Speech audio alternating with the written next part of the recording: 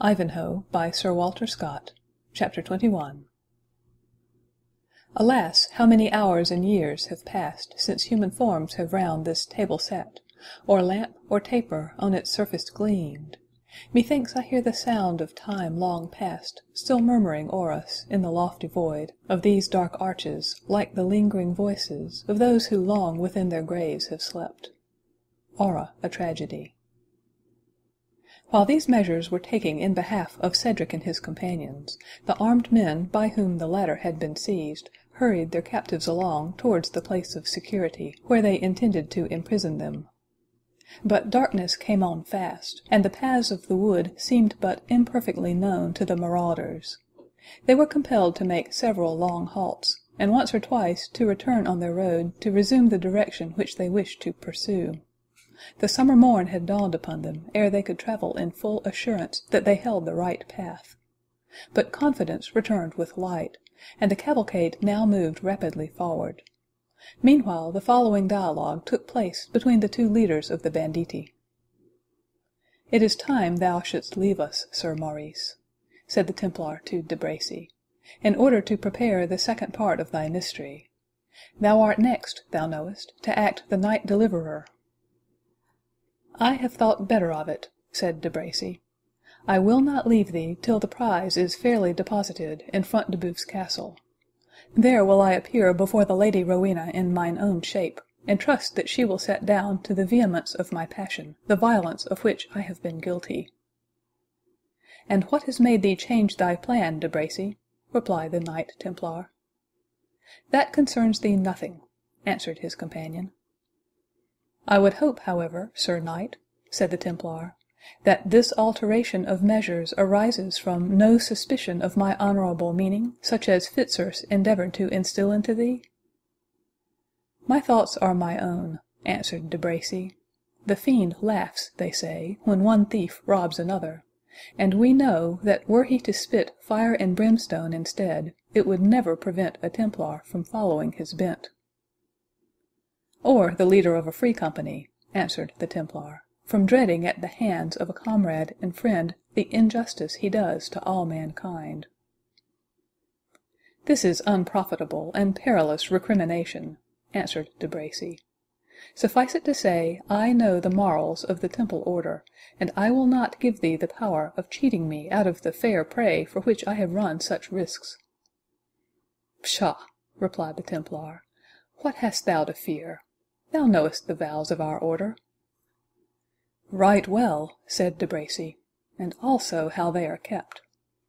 Come, Sir Templar, the laws of gallantry have a liberal interpretation in Palestine, and this is a case in which I will trust nothing to your conscience."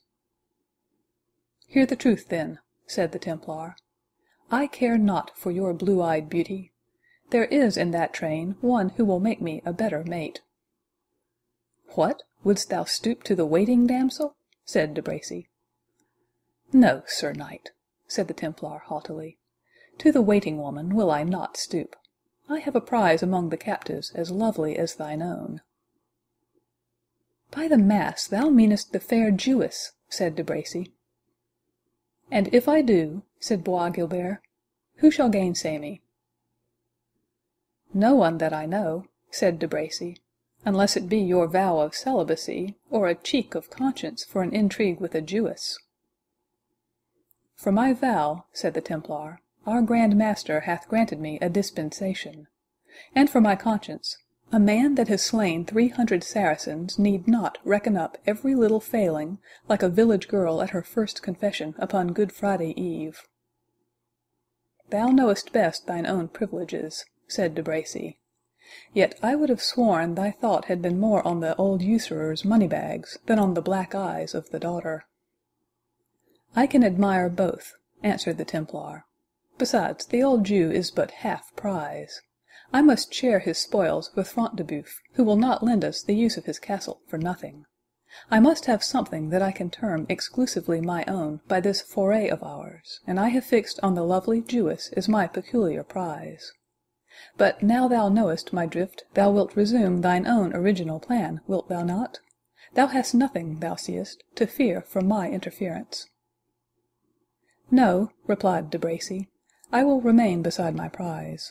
What thou sayest is passing true, but I like not the privileges acquired by the dispensation of the Grand Master, and the merit acquired by the slaughter of 300 Saracens. You have too good a right to a free pardon to render you very scrupulous about peccadilloes." While this dialogue was proceeding, Cedric was endeavouring to wring out of those who guarded him an avowal of their character and purpose. "You should be Englishmen," said he, "and yet, sacred Heaven, you prey upon your countrymen as if you were very Normans. You should be my neighbours, and if so, my friends, for which of my English neighbours have reason to be otherwise? I tell ye, yeomen, that even those among ye who have been branded with outlawry have had from me protection, for I have pitied their miseries, and cursed the oppression of their tyrannic nobles. What then would you have of me?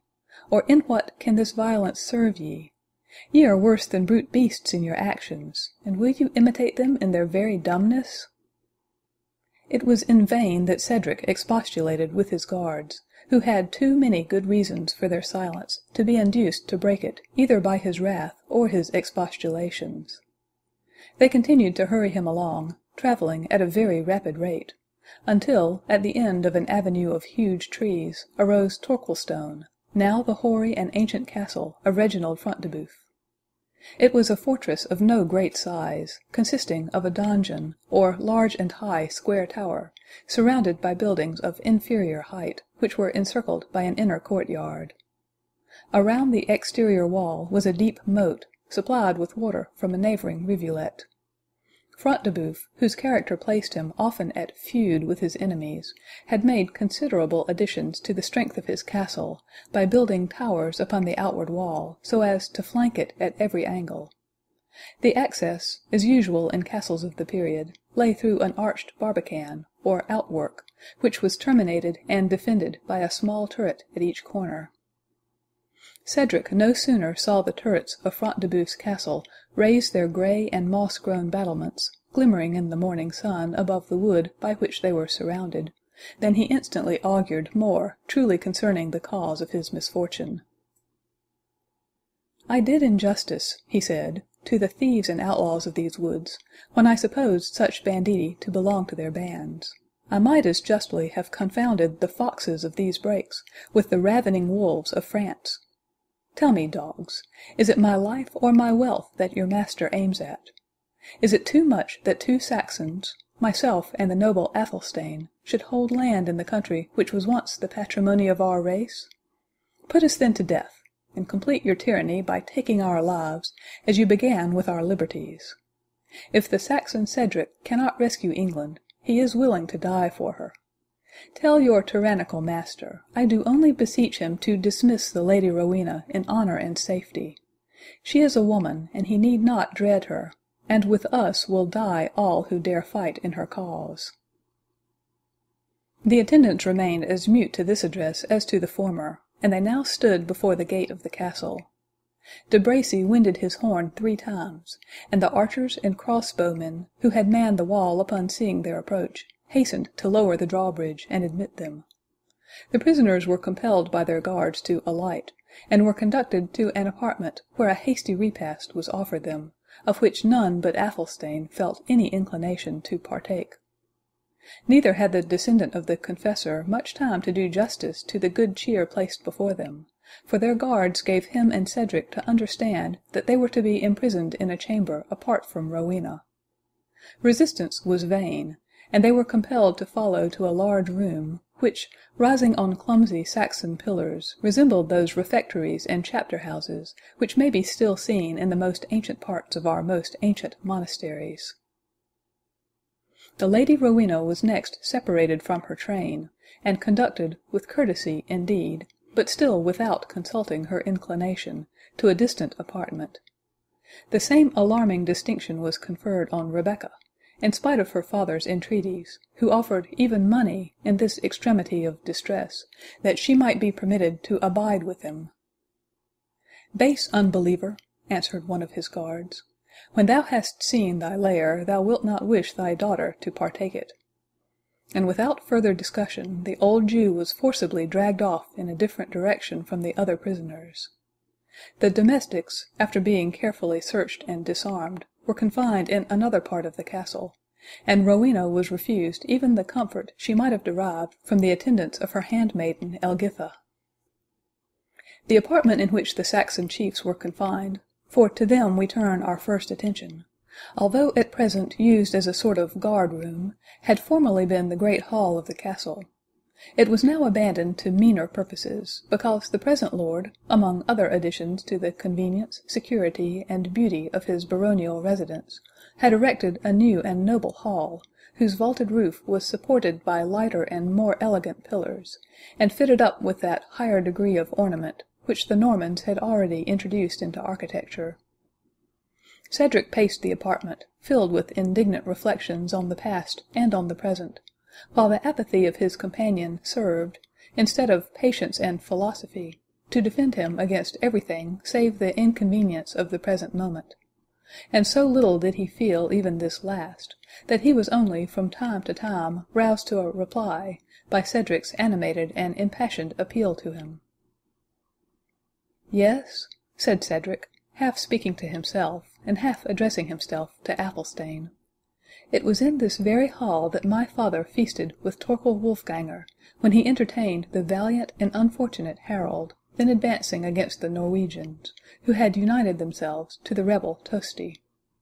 It was in this hall that Harold returned the magnanimous answer to the ambassador of his rebel brother. Oft have I heard my father kindle as he told the tale. The envoy of Tosti was admitted when this ample room could scarce contain the crowd of noble Saxon leaders, who were quaffing the blood-red wine around their monarch." "I hope," said Athelstane, somewhat moved by this part of his friend's discourse, "they will not forget to send us some wine and refactions at noon. We had scarce a breathing space allowed to break our fast, and I never have the benefit of my food when I eat immediately after dismounting from horseback, though the leeches recommend that practice." Cedric went on with his story, without noticing this interjectional observation of his friend. "The envoy of Tosti," he said, "moved up the hall, undismayed by the frowning countenances of all around him, until he made his obeisance before the throne of King Harold. 'What terms,' he said, 'Lord King, hath thy brother Tosti to hope, if he should lay down his arms, and crave peace at thy hands?' 'A brother's love,' cried the generous Harold, 'and the fair earldom of Northumberland.' 'But should Tosti accept these terms,' continued the envoy, 'what land shall be assigned to his faithful ally, Hardrada, King of Norway?' 7 feet of English ground," answered Harold fiercely. "Or, as Hardrada is said to be a giant, perhaps we may allow him 12 inches more." The hall rung with acclamations, and cup and horn was filled to the Norwegian, who should be speedily in possession of his English territory. "I could have pledged him with all my soul," said Athelstane, "for my tongue cleaves to my palate." The baffled envoy, continued Cedric, pursuing with animation his tale, though it interested not the listener, retreated, to carry to Tosti and his ally the ominous answer of his injured brother.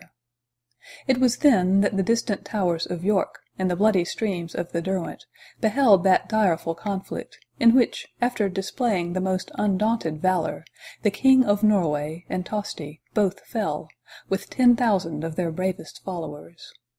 Who would have thought that upon the proud day when this battle was won, the very gale which waved the Saxon banners in triumph was filling the Norman sails, and impelling them to the fatal shores of Sussex? Who would have thought that Harold, within a few brief days, would himself possess no more of his kingdom than the share which he allotted in his wrath to the Norwegian invader? Who would have thought that you, noble Athelstane, that you, descended of Harold's blood, and that I, whose father was not the worst defender of the Saxon crown, should be prisoners to a vile Norman in the very hall in which our ancestors held such high festival?" "It is sad enough," replied Athelstane, "but I trust they will hold us to a moderate ransom. At any rate, it cannot be their purpose to starve us outright. And yet, although it is high noon, I see no preparations for serving dinner. Look up at the window, noble Cedric, and judge by the sunbeams if it is not on the verge of noon." "It may be so," answered Cedric, "but I cannot look on that stained lattice without its awakening other reflections than those which concern the passing moment, or its privations. When that window was wrought, my noble friend, our hardy fathers knew not the art of making glass, or of staining it. The pride of Wolfganger's father brought an artist from Normandy to adorn his hall with this new species of emblazonment that breaks the golden light of God's blessed day into so many fantastic hues. The foreigner came here poor, beggarly, cringing, and subservient, ready to doff his cap to the meanest native of the household. He returned, pampered and proud, to tell his rapacious countrymen of the wealth and the simplicity of the Saxon nobles. A folly, O Athelstane, foreboded of old, as well as foreseen, by those descendants of Hengist and his hardy tribes, who retained the simplicity of their manners. We made these strangers our bosom friends, our confidential servants. We borrowed their artists and their arts, and despised the honest simplicity and hardihood with which our brave ancestors supported themselves, and we became enervated by Norman arts long ere we fell under Norman arms. Far better was our homely diet, eaten in peace and liberty, than the luxurious dainties, the love of which hath delivered us as bondsmen to the foreign conqueror." "I should," replied Athelstane, "hold very humble diet a luxury at present, and it astonishes me, noble Cedric, that you can bear so truly in mind the memory of past deeds, when it appeareth you forget the very hour of dinner." "It is time lost," muttered Cedric, apart and impatiently, "to speak to him of aught else but that which concerns his appetite. The soul of Hardicanute hath taken possession of him, and he hath no pleasure save to fill, to swill, and to call for more. Alas," said he, looking at Athelstane with compassion, "that so dull a spirit should be lodged in so goodly a form. Alas, that such an enterprise as the regeneration of England should turn on a hinge so imperfect. Wedded to Rowena, indeed her nobler and more generous soul may yet awake the better nature which is torpid within him. Yet how should this be, while Rowena, Athelstane, and I myself, remain the prisoners of this brutal marauder, and have been made so, perhaps from a sense of the dangers which our liberty might bring to the usurped power of his nation?" While the Saxon was plunged in these painful reflections, the door of their prison opened, and gave entrance to a sewer, holding his white rod of office. This important person advanced into the chamber with a grave pace, followed by 4 attendants, bearing in a table covered with dishes, the sight and smell of which seemed to be an instant compensation to Athelstane for all the inconvenience he had undergone. The persons who attended on the feast were masked and cloaked. "What mummery is this?" said Cedric. "Think you that we are ignorant whose prisoners we are, when we are in the castle of your master? Tell him," he continued, willing to use this opportunity to open a negotiation for his freedom, "tell your master, Reginald Front de Bœuf, that we know no reason he can have for withholding our liberty, excepting his unlawful desire to enrich himself at our expense. Tell him that we yield to his rapacity, as in similar circumstances we should do to that of a literal robber. Let him name the ransom at which he rates our liberty, and it shall be paid, providing the exaction is suited to our means." The sewer made no answer, but bowed his head. "And tell Sir Reginald Front de Bœuf," said Athelstane, "that I send him my mortal defiance, and challenge him to combat with me, on foot or horseback, at any secure place, within 8 days after our liberation, which, if he be a true knight, he will not, under these circumstances, venture to refuse or to delay." "I shall deliver to the knight your defiance," answered the sewer. "Meanwhile I'll leave you to your food." The challenge of Athelstane was delivered with no good grace, for a large mouthful, which required the exercise of both jaws at once, added to a natural hesitation, considerably damped the effect of the bold defiance it contained. Still, however, his speech was hailed by Cedric as an incontestable token of reviving spirit in his companion, whose previous indifference had begun, notwithstanding his respect for Athelstane's descent, to wear out his patience. But he now cordially shook hands with him, in token of his approbation, and was somewhat grieved when Athelstane observed that he would fight a dozen such men as Front de Bœuf, if, by so doing, he could hasten his departure from a dungeon where they put so much garlic into their pottage. Notwithstanding this intimation of a relapse into the apathy of sensuality, Cedric placed himself opposite to Athelstane, and soon showed that if the distresses of his country could banish the recollection of food while the table was yet uncovered, yet no sooner were the victuals put there, than he proved that the appetite of his Saxon ancestors had descended to him, along with their other qualities.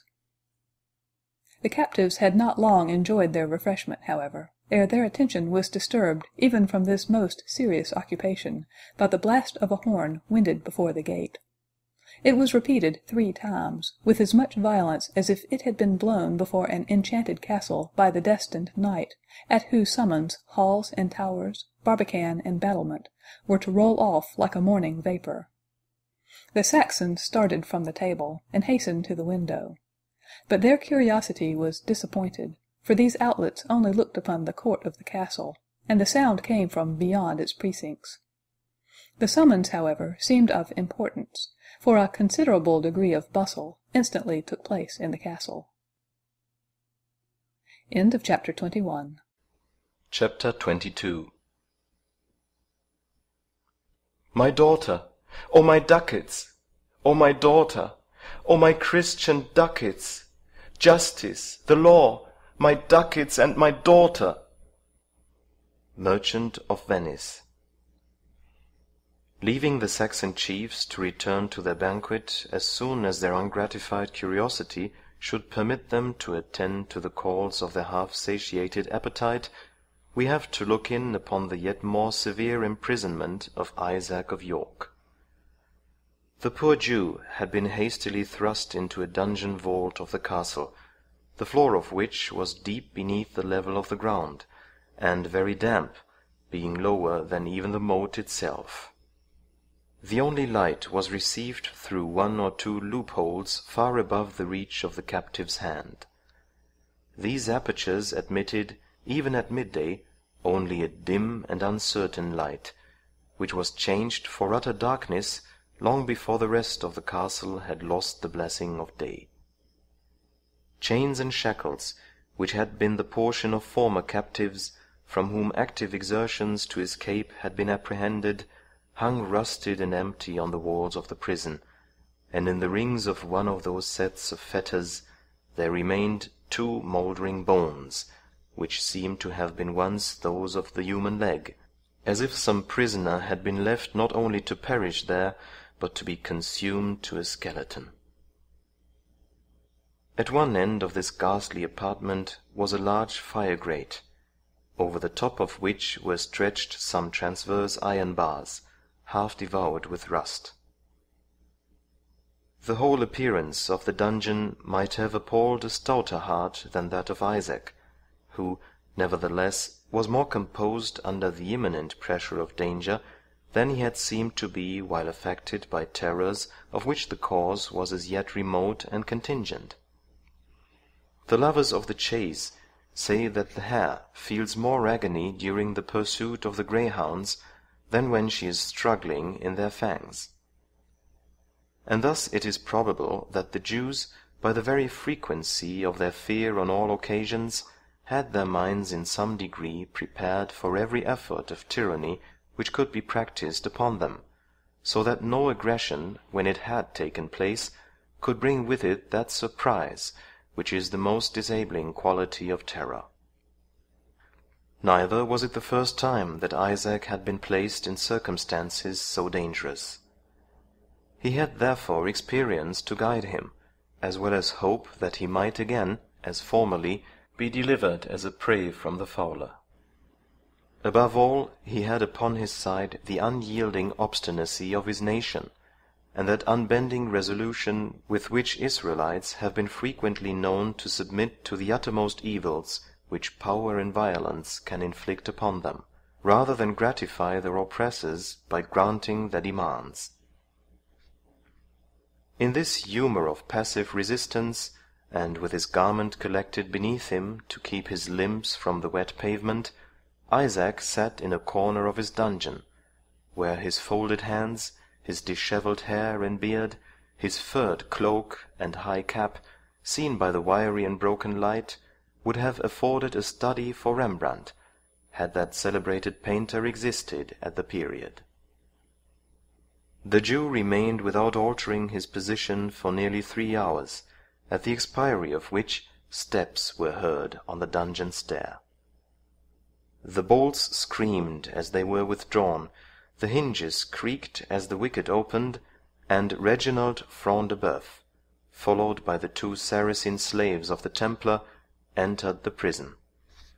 Front de Bœuf, a tall and strong man, whose life had been spent in public war or in private feuds and broils, and who had hesitated at no means of extending his feudal power, had features corresponding to his character, and which strongly expressed the fiercer and more malignant passions of the mind. The scars with which his visage was seamed would, on features of a different cast, have excited the sympathy and veneration due to the marks of honourable valour, but in the peculiar case of Front de Bœuf they only added to the ferocity of his countenance, and to the dread which his presence inspired. This formidable baron was clad in a leathern doublet, fitted close to his body, which was frayed and soiled with the stains of his armour.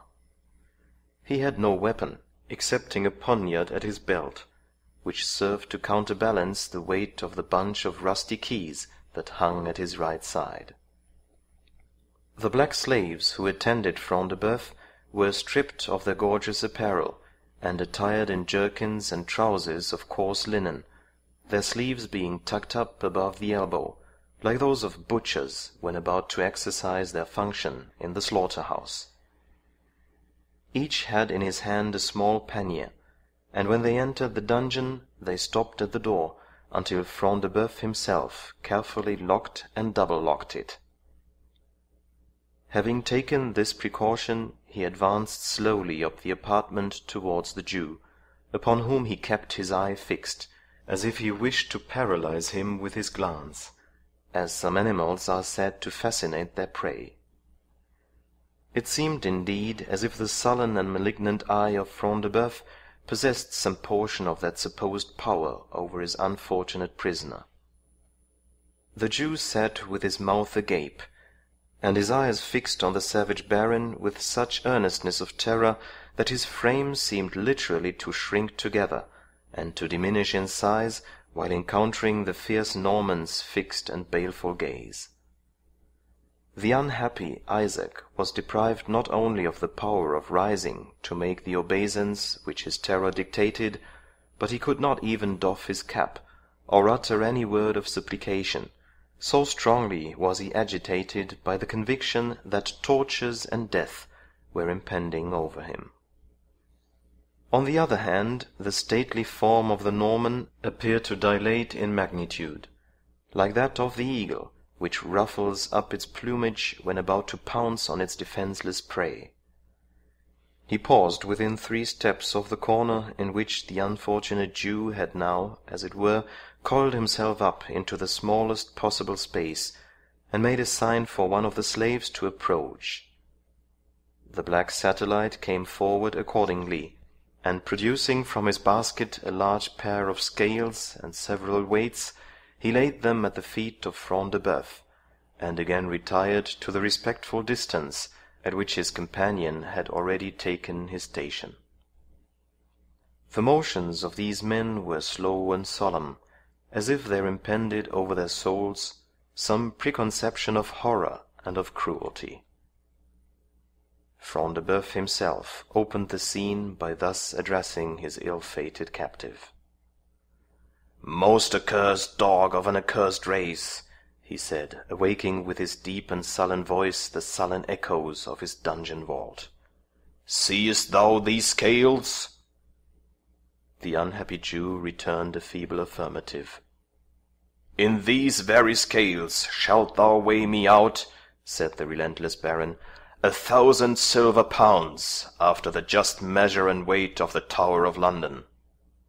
"Holy Abraham," returned the Jew, finding voice through the very extremity of his danger, "heard man ever such a demand? Who ever heard, even in a minstrel's tale, of such a sum as 1,000 pounds of silver? What human sight was ever blessed with a vision of such a mass of treasure? Not within the walls of York, ransack my house and that of all my tribe, wilt thou find the tithe of that huge sum of silver that thou speakest of." "I am reasonable," answered Front de Bœuf, "and if silver be scant, I refuse not gold. At the rate of a mark of gold for each 6 pounds of silver, thou shalt free thy unbelieving carcass from such punishment as thy heart has never even conceived." "Have mercy on me, noble knight," exclaimed Isaac. "I am old and poor and helpless. It were unworthy to triumph over me. It is a poor deed to crush a worm." "Old thou mayst be," replied the knight, "more shame to their folly who have suffered thee to grow grey in usury and knavery. Feeble thou mayst be, for when had a Jew either heart or hand? But rich is well known thou art." "I swear to you, noble knight," said the Jew, "by all which I believe, and by all which we believe in common—" "Perjure not thyself," said the Norman, interrupting him, "and let not thine obstinacy seal thy doom, until thou hast seen and well considered that fate that awaits thee. Think not I speak to thee only to excite thy terror, and practice on the base cowardice thou hast derived from thy tribe. I swear to thee by that which thou dost not believe, by the gospel which our church teaches, and by the keys which are given her to bind and to loose, that my purpose is deep and peremptory. This dungeon is no place for trifling. Prisoners 10,000 times more distinguished than thou have died within these walls, and their fate hath never been known. But for thee is reserved a long and lingering death, to which theirs were luxury." He again made a signal for the slaves to approach, and spoke to them apart in their own language, for he had also been in Palestine, where perhaps he had learned his lesson of cruelty. The Saracens produced from their baskets a quantity of charcoal, a pair of bellows, and a flask of oil. While the one struck a light with a flint and steel, the other disposed the charcoal in the large rusty grate, which we have already mentioned, and exercised the bellows until the fuel came to a red glow. "Seest thou, Isaac," said Front de Bœuf, "the range of iron bars above that glowing charcoal? On that warm couch thou shalt lie, stripped of thy clothes, as if thou wert to rest on a bed of down. One of these slaves shall maintain the fire beneath thee, while the other shall anoint thy wretched limbs with oil, lest the roast should burn. Now choose betwixt such a scorching bed and the payment of 1,000 pounds of silver, for by the head of my father thou hast no other option." "It is impossible," exclaimed the miserable Jew, "it is impossible that your purpose can be real. The good God of nature never made a heart capable of exercising such cruelty." "Trust not to that, Isaac," said Front de Bœuf. "It were a fatal error. Dost thou think that I, who have seen a town sacked, in which thousands of my Christian countrymen perished by sword, by flood, and by fire, will blench from my purpose for the outcries and screams of one single wretched Jew? Or thinkest thou that these swarthy slaves, who have neither law, country, nor conscience, but their master's will, who use the poison, or the stake, or the poniard, or the cord, at his slightest wink, thinkest thou that they will have mercy, who do not even understand the language in which it is asked? Be wise, old man. Discharge thyself of a portion of thy superfluous wealth. Repay to the hands of a Christian a part of what thou hast acquired by the usury thou hast practised on those of his religion. Thy cunning may soon swell out once more thy shrivelled purse, but neither leech nor medicine can restore thy scorched hide and flesh, wert thou once stretched on these bars. Tell down thy ransom, I say, and rejoice that at such rate thou canst redeem thee from a dungeon the secrets of which few have returned to tell. I waste no more words with thee. Choose between thy dross and thy flesh and blood, and as thou choosest, so shall it be. So may Abraham, Jacob, and all the fathers of our people assist me, said Isaac. I cannot make the choice, because I have not the means of satisfying your exorbitant demand. Seize him, and strip him, slaves, said the knight, and let the fathers of his race assist him, if they can. The assistants, taking their directions more from the baron's eye and his hand than his tongue, once more stepped forward, laid hands on the unfortunate Isaac, plucked him up from the ground, and, holding him between them, waited the hard-hearted baron's farther signal. The unhappy Jew eyed their countenances and that of Front de Bœuf in hope of discovering some symptoms of relenting.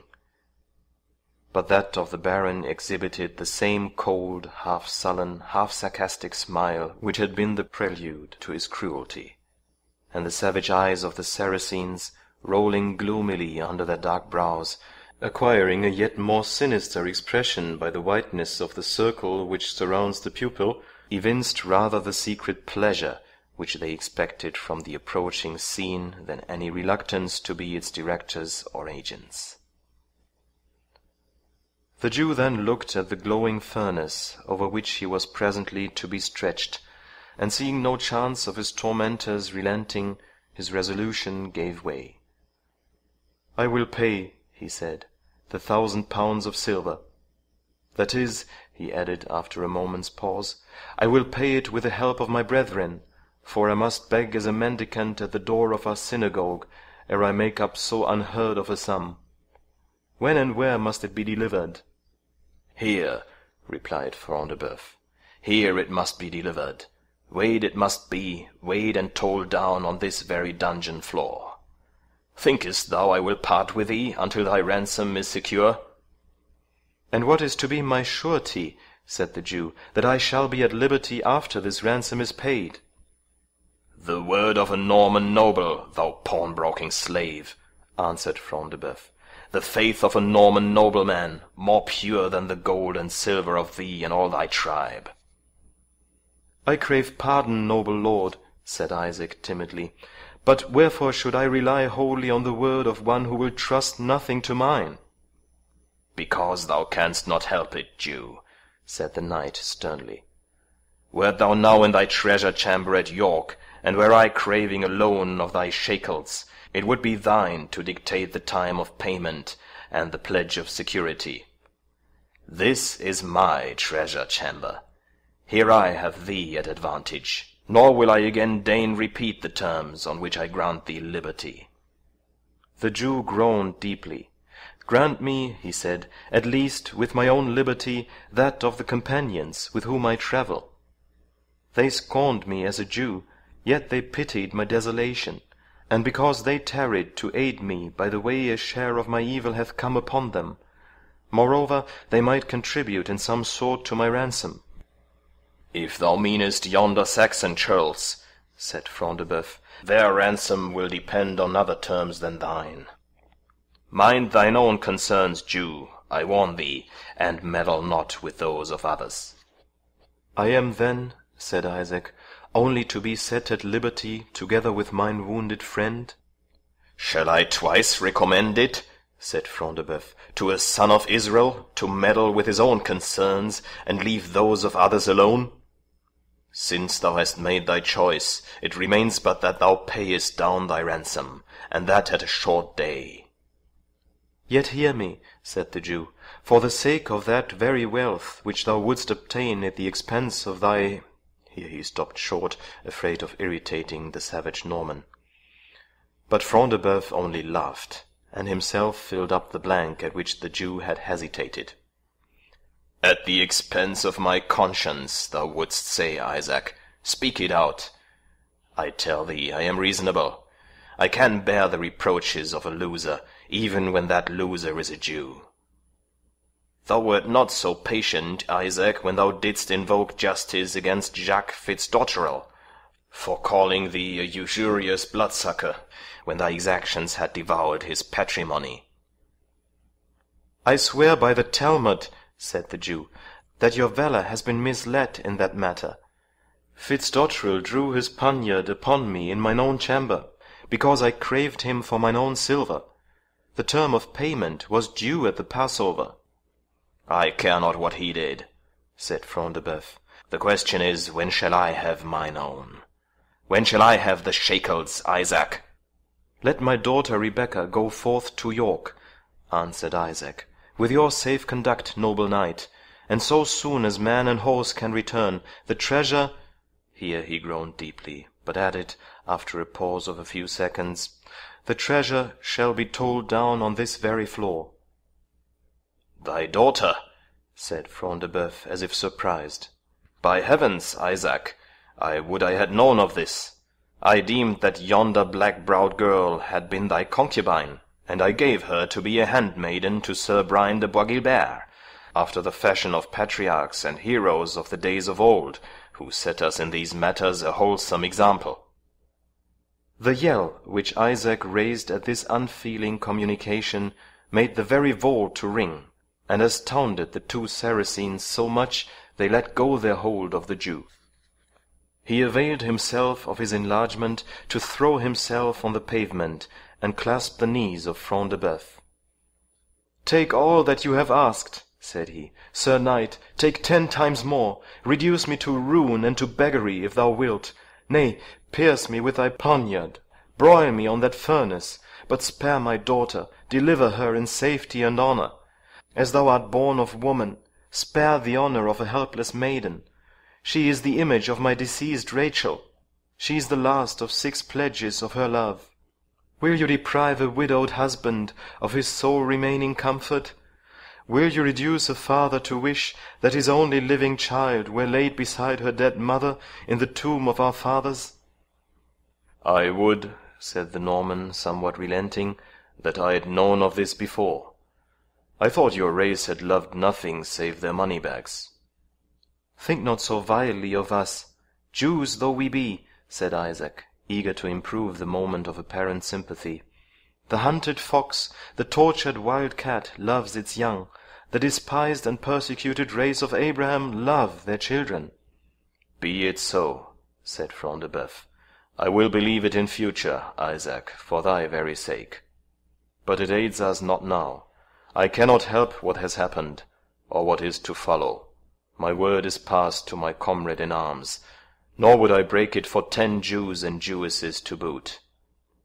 Besides, why shouldst thou think evil is to come to the girl, even if she became Bois Guilbert's booty?"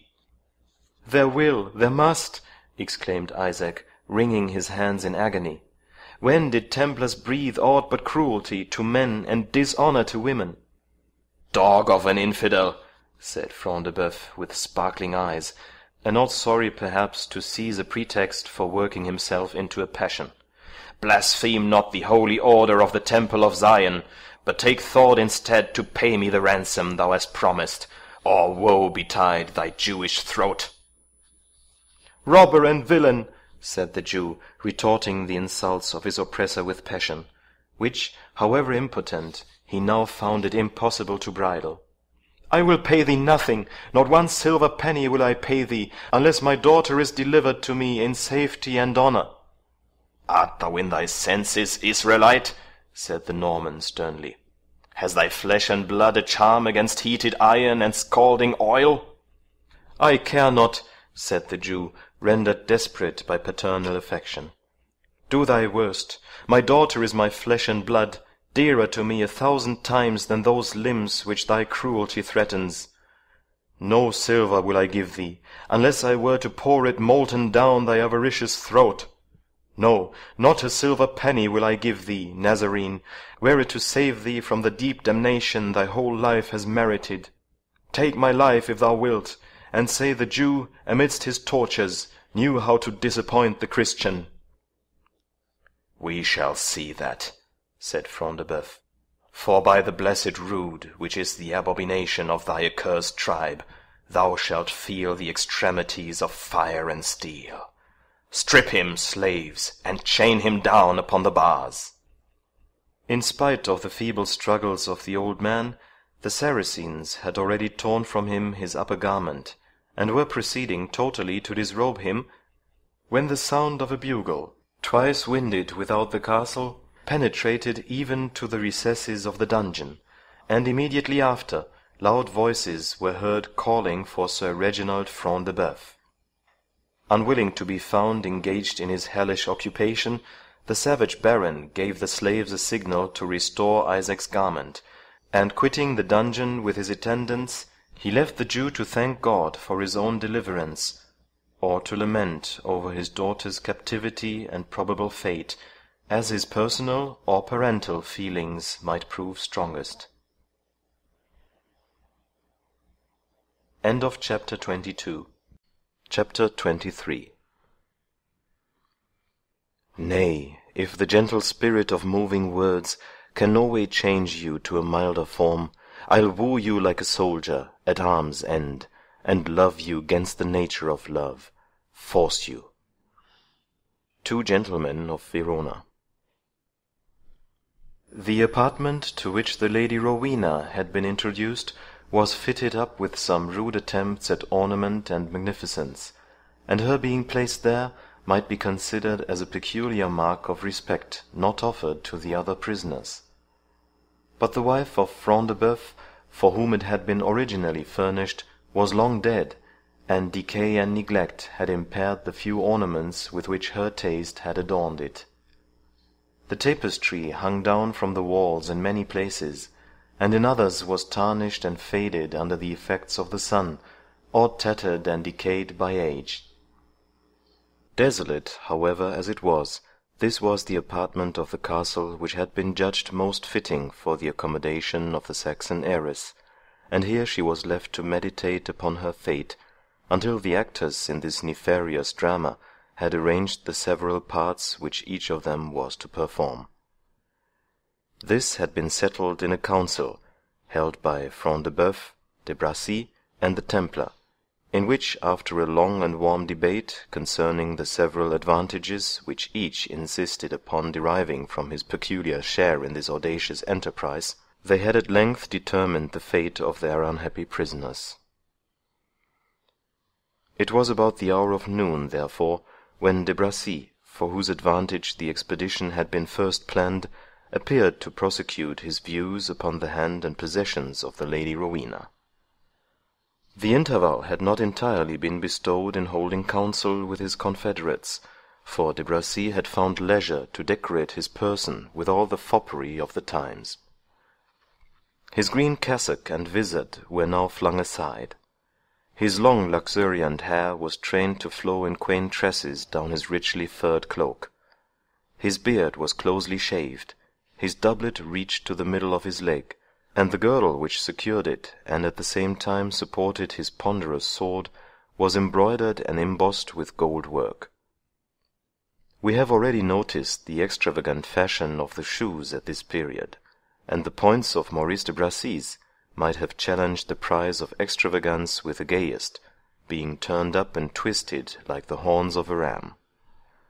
Such was the dress of a gallant of the period, and in the present instance that effect was aided by the handsome person and good demeanour of the wearer, whose manners partook alike of the grace of a courtier and the frankness of a soldier.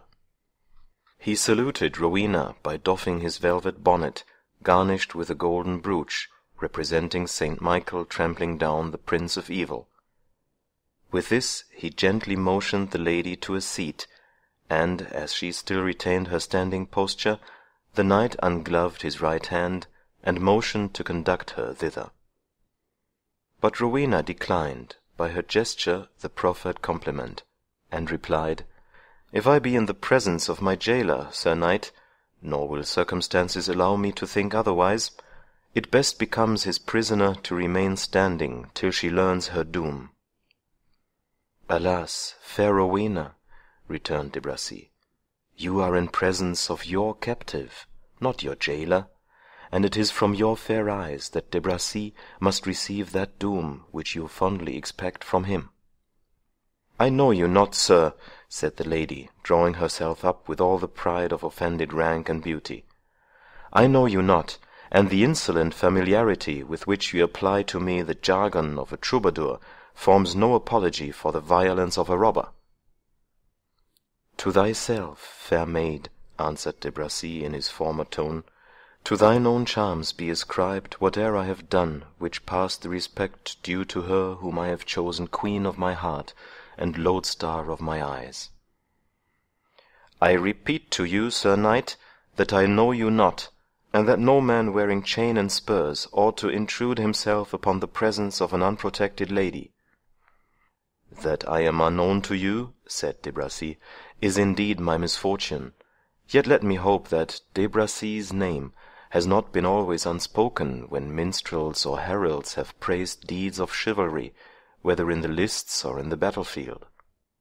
"To heralds and to minstrels, then, leave thy praise, Sir Knight," replied Rowena, "more suiting for their mouths than for thine own, and tell me which of them shall record in a song, or in a book of tourney, the memorable quest of this night, a conquest obtained over an old man, followed by a few timid hinds, and its booty an unfortunate maiden transported against her will to the castle of a robber?" "You are unjust, Lady Rowena," said the knight, biting his lips in some confusion, and speaking in a tone more natural to him than that of affected gallantry which he had at first adopted. "Yourself free from passion, you can allow no excuse for the frenzy of another, although caused by your own beauty." "I pray you, Sir Knight," said Rowena, "to cease a language so commonly used by strolling minstrels, that it becomes not the mouth of knights or nobles. Certes, you constrain me to sit down, since you enter upon such commonplace terms, of which each vile crowder hath a stock that might last from hence to Christmas." "Proud damsel," said de Bracy, incensed at finding his gallant style procured him nothing but contempt. "Proud damsel, thou shalt be as proudly encountered. Know then that I have supported my pretensions to your hand in the way that best suited thy character. It is meeter for thy humour to be wooed with bow and bill, than in set terms and in courtly language. Courtesy of tongue, said Rowena, when it is used to veil churlishness of deed, is but a knight's girdle around the breast of a base clown. I wonder not that the restraint appears to gall you. More it were for your honour to have retained the dress and language of an outlaw, than to veil the deeds of one under an affection of gentle language and demeanour. You counsel well, lady, said the Norman, and in the bold language which best justifies bold action, I tell thee, thou shalt never leave this castle, or thou shalt leave it as Maurice de Bracy's wife. I am not one to be baffled in my enterprises, nor needs a Norman noble scrupulously to vindicate his conduct to the Saxon maiden whom he distinguishes by the offer of his hand. Thou art proud, Rowena, and thou art the fitter to be my wife. By what other means couldst thou be raised to high honour and to princely place, saving by my alliance? How else wouldst thou escape from the mean precincts of a country grange, where Saxons herd with the swine, which form their wealth, to take thy seat, honoured as thou shouldst be, and shalt be, amid all in England that is distinguished by beauty or dignified by power? Sir Knight, replied Rowena, the grange, which you contemn, hath been my shelter from infancy, and trust me, when I leave it, should that day ever arrive, it shall be with one who has not learned to despise the dwelling and manners in which I have been brought up. I guess your meaning, lady, said de Bracy, though you may think it lies too obscure for my apprehension. But dream not that Richard Coeur de Lion will ever resume his throne, far less that Wilfred of Ivanhoe, his minion, will ever lead thee to his footstool, to be there welcomed as the bride of a favourite. Another suitor might feel jealousy while he touched this string, but my firm purpose cannot be changed by a passion so childish and so hopeless. Know, lady, that this rival is in my power, and that it rests but with me to betray the secret of his being within the castle to Front de Bœuf, whose jealousy will be more fatal than mine." "Wilfrid here!" said Rowena in disdain. "That is as true as that Front de Bœuf is his rival." De Bracy looked at her steadily for an instant. "Wert thou really ignorant of this?" said he. "Didst thou not know that Wilfrid of Ivanhoe travelled in the litter of the Jew? A meet conveyance for the Crusader, whose doughty arm was to reconquer the Holy Sepulchre." And he laughed scornfully.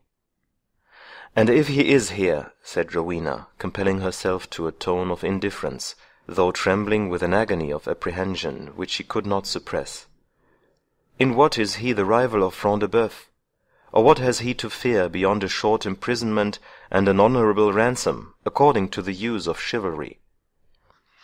"Rowena," said de Bracy, "art thou too deceived by the common error of thy sex, who think there can be no rivalry but that respecting their own charms?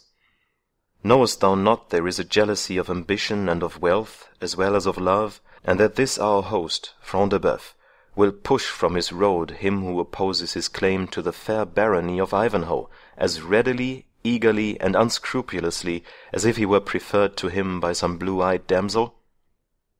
But smile on my suit, lady, and the wounded champion shall have nothing to fear from Front de Bœuf, whom else thou mayst mourn for, as in the hands of one who has never shown compassion." "Save him, for the love of heaven!" said Rowena, her firmness giving way under terror for her lover's impending fate. "I can, I will, it is my purpose," said de Bracy. "For when Rowena consents to be the bride of de Bracy, who is it shall dare to put forth a violent hand upon her kinsman, the son of her guardian, the companion of her youth? But it is thy love must buy his protection.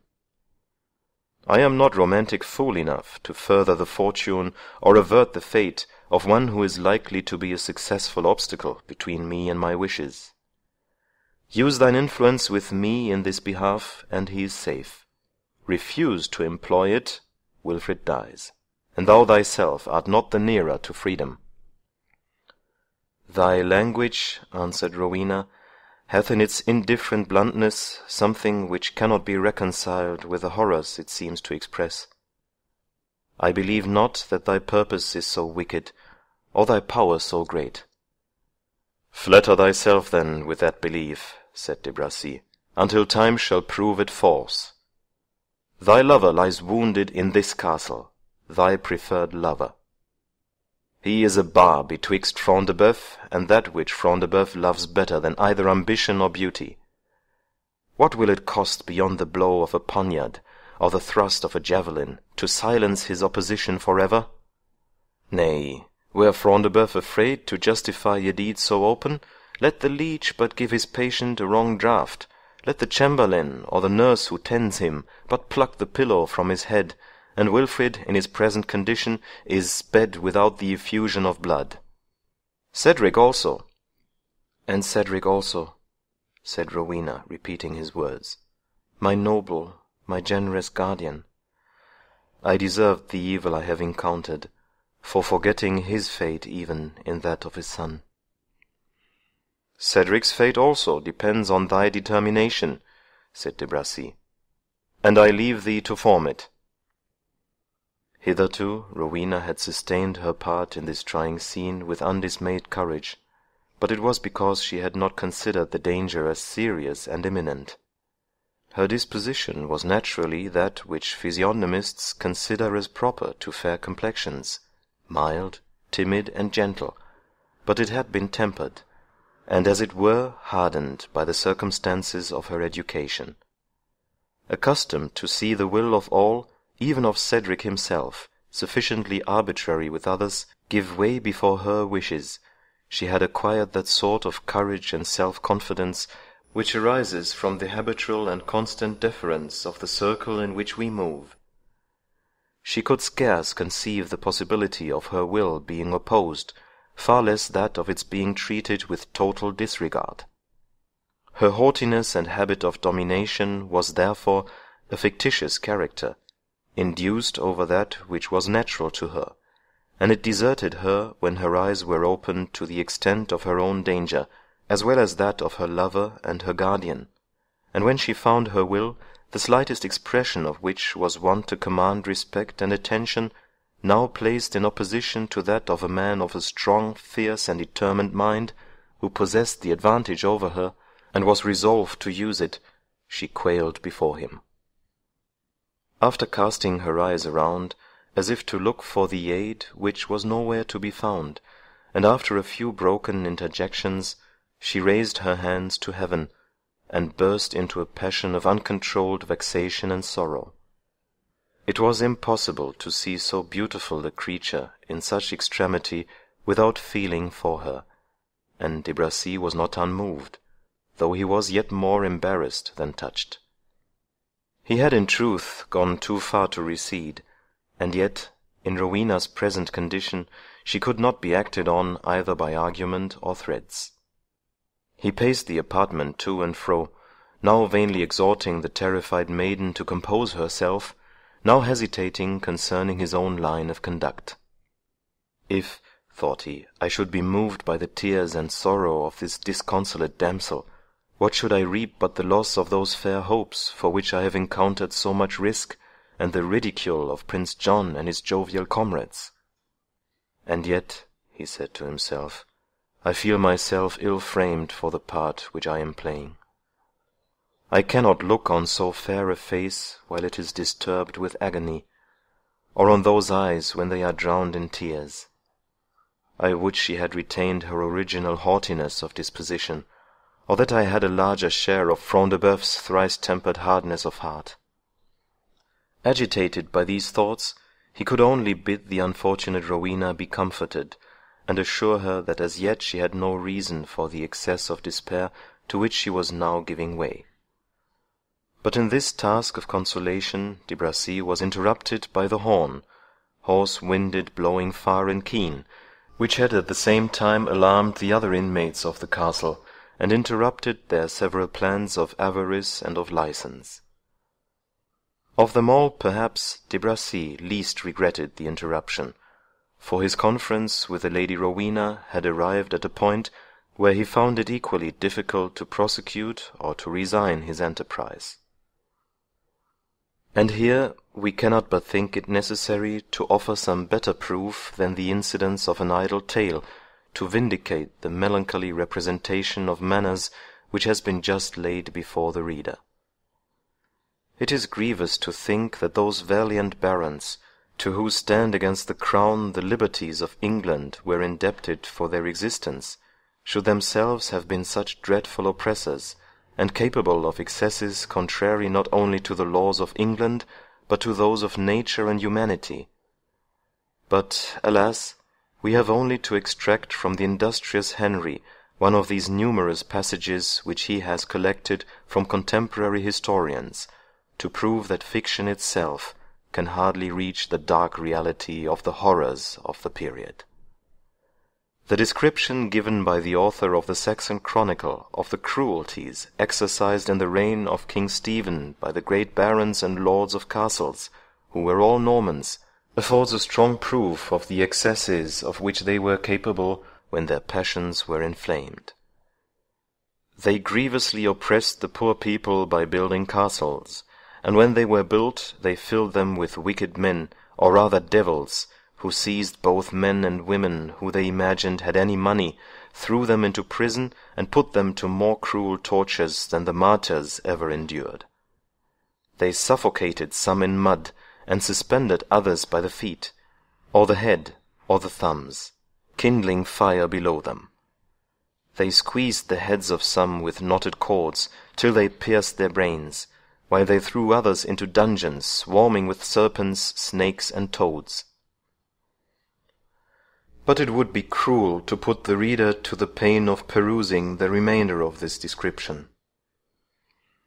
As another instance of these bitter fruits of conquest, and perhaps the strongest that can be quoted, we may mention that the Empress Matilda, though a daughter of the King of Scotland, and afterwards both Queen of England and Empress of Germany, the daughter, the wife, and the mother of monarchs, was obliged, during her early residence for education in England, to assume the veil of a nun, as the only means of escaping the licentious pursuit of the Norman nobles.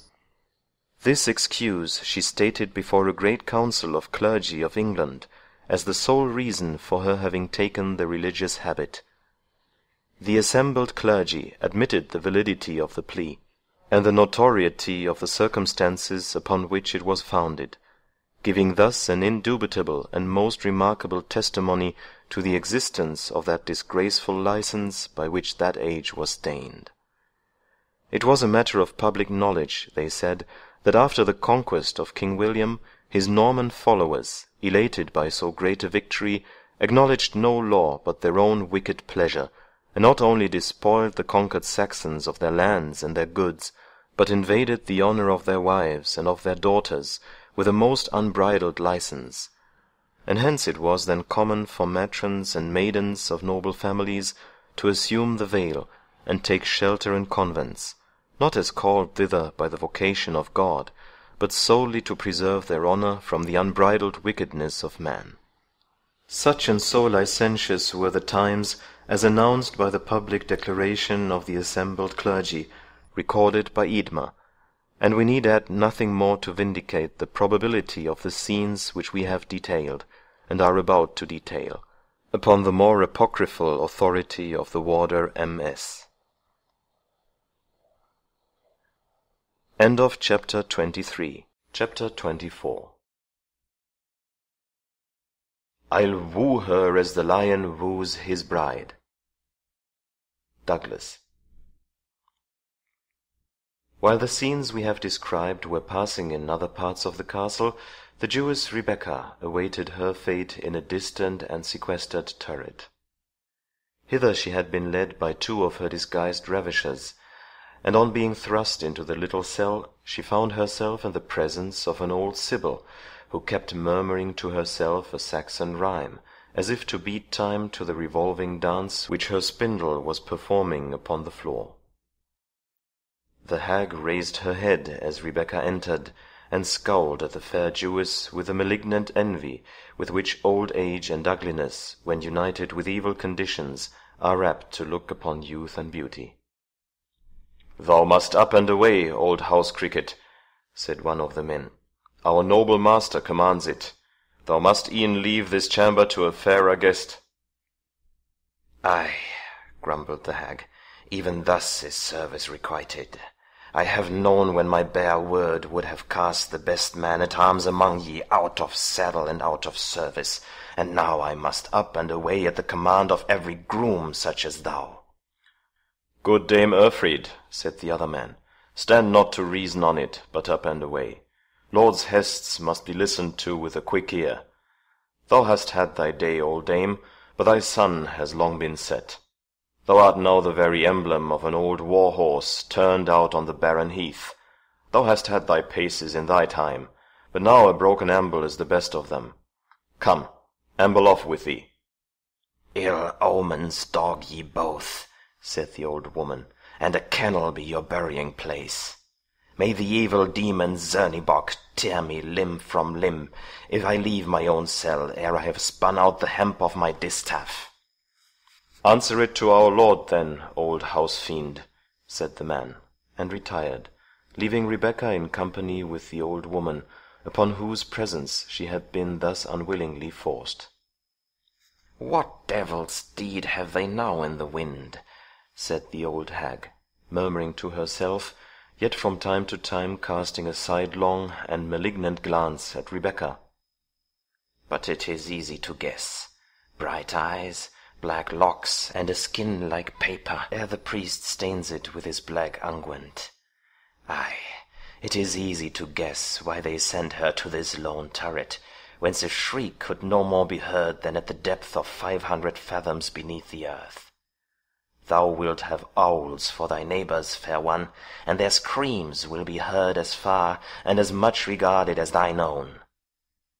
Outlandish, too," she said, marking the dress and turban of Rebecca. "What country art thou of? A Saracen or an Egyptian? Why dost not answer? Thou canst weep. Canst thou not speak?" "Be not angry, good mother," said Rebecca. "Thou needst say no more," replied Urfried. "Men know a fox by the train, and a Jewess by her tongue." "For the sake of mercy," said Rebecca, "tell me what I am to expect as the conclusion of the violence which hath dragged me hither. Is it my life they seek, to atone for my religion? I will lay it down cheerfully." "Thy life, minion?" answered the Sibyl. "What would taking thy life pleasure them? Trust me, thy life is in no peril. Such usage shalt thou have as was once thought good enough for a noble Saxon maiden. And shall a Jewess like thee repine because she hath no better? Look at me. I was as young and twice as fair as thou, when Front de Bœuf, father of this Reginald, and his Normans stormed this castle. My father and his 7 sons defended their inheritance from story to story, from chamber to chamber. There was not a room, not a step of the stair, that was not slippery with their blood. They died every man, and ere their bodies were cold, and ere their blood was dried, I had become the prey and the scorn of the conqueror." "Is there no help? Are there no means of escape?" said Rebecca. Richly I would requite thine aid." "Think not of it," said the hag. "From hence there is no escape but through the gates of death, and it is late, she added, shaking her grey head, ere these open to us. Yet it is comfort to think that we leave behind us on earth those who shall be wretched as ourselves. Fare thee well, Jewess. Jew or Gentile, thy fate would be the same, for thou hast to do with them that have neither scruple nor pity. Fare thee well, I say. My thread is spun out, thy task is yet to begin." Stay for heaven's sake," said Rebecca. "Stay, though it be to curse and to revile me. Thy presence is yet some protection." "The presence of the Mother of God were no protection," answered the old woman. "There she stands," pointing to a rude image of the Virgin Mary. "See if she can avert the fate that awaits thee." She left the room as she spoke, her features writhed into a sort of sneering laugh, which made them seem even more hideous than the habitual frown. She locked the door behind her, and Rebecca might hear her curse every step for its steepness, as slowly and with difficulty she descended the turret stair. Rebecca was now to expect a fate even more dreadful than that of Rowena, for what probability was there that either softness or ceremony would be used towards one of her oppressed race, whatever shadow of these might be preserved towards a Saxon heiress? Yet had the Jewess this advantage, that she was better prepared by habits of thought and by natural strength of mind to encounter the dangers to which she was exposed. Of a strong and observing character, even from her earliest years, the pomp and wealth which her father displayed within his walls, or which she witnessed in the houses of other wealthy Hebrews, had not been able to blind her to the precarious circumstances under which they were enjoyed. Like Damocles at his celebrated banquet, Rebecca perpetually beheld, amid that gorgeous display, the sword which was suspended over the heads of her people by a single hair. These reflections had tamed and brought down to a pitch of sounder judgment a temper which, under other circumstances, might have waxed haughty, supercilious, and obstinate. From her father's example and injunctions, Rebecca had learned to bear herself courteously towards all who approached her. She could not indeed imitate his excess of subservience, because she was a stranger to the meanness of mind and to the constant state of timid apprehension by which it was dictated, but she bore herself with a proud humility, as if submitting to the evil circumstances in which she was placed as the daughter of a despised race, while she felt in her mind the consciousness that she was entitled to hold a higher rank from her merit than the arbitrary despotism of religious prejudice permitted her to aspire to. Thus prepared to expect adverse circumstances, she had acquired the firmness necessary for acting under them. Her present situation required all her presence of mind, and she summoned it up accordingly. Her first care was to inspect the apartment, but it afforded few hopes either of escape or protection.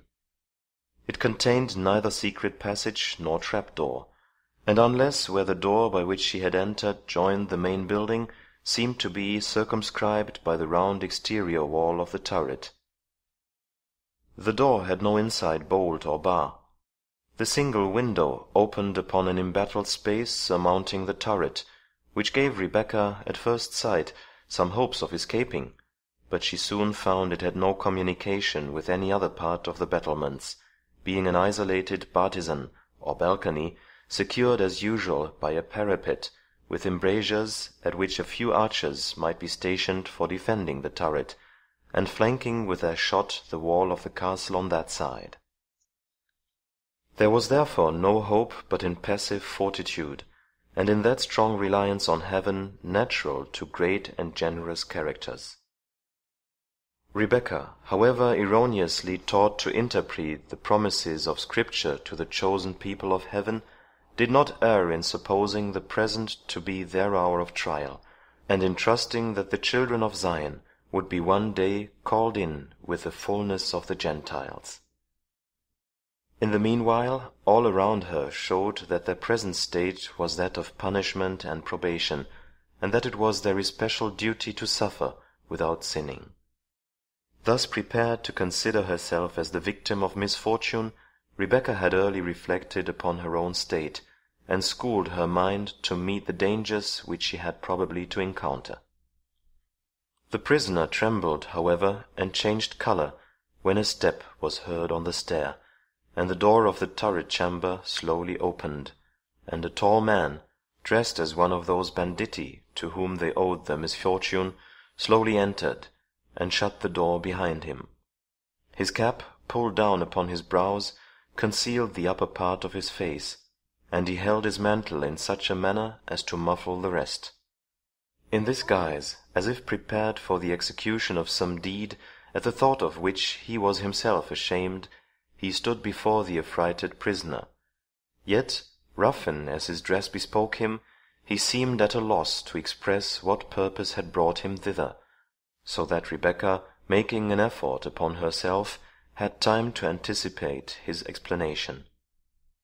She had already unclasped 2 costly bracelets and a collar, which she hastened to proffer to the supposed outlaw, concluding naturally that to gratify his avarice was to bespeak his favour. "Take these," she said, "good friend, and for God's sake be merciful to me and my aged father. These ornaments are of value, yet are they trifling to what we would bestow to obtain our dismissal from this castle free and uninjured." "Fair flower of Palestine," replied the outlaw, "these pearls are orient, but they yield in whiteness to your teeth. The diamonds are brilliant, but they cannot match your eyes, and ever since I have taken up this wild trade, I have made a vow to prefer beauty to wealth." "Do not yourself such wrong," said Rebecca. "Take ransom, and have mercy. Gold will purchase you pleasure. To misuse us could only bring thee remorse. My father will willingly satiate thy utmost wishes, and if thou wilt act wisely, thou mayst purchase with our spoils thy restoration to civil society, mayst obtain pardon for past errors, and be placed beyond the necessity of committing more." "It is well spoken," replied the outlaw in French, finding it difficult probably to sustain in Saxon a conversation which Rebecca had opened in that language.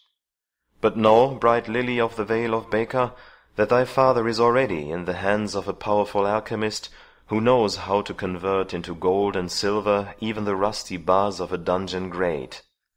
The venerable Isaac is subjected to an alembic which will distill from him all he holds dear, without any assistance from my requests or thy entreaty. Thy ransom must be paid by love and beauty, and in no other coin will I accept it."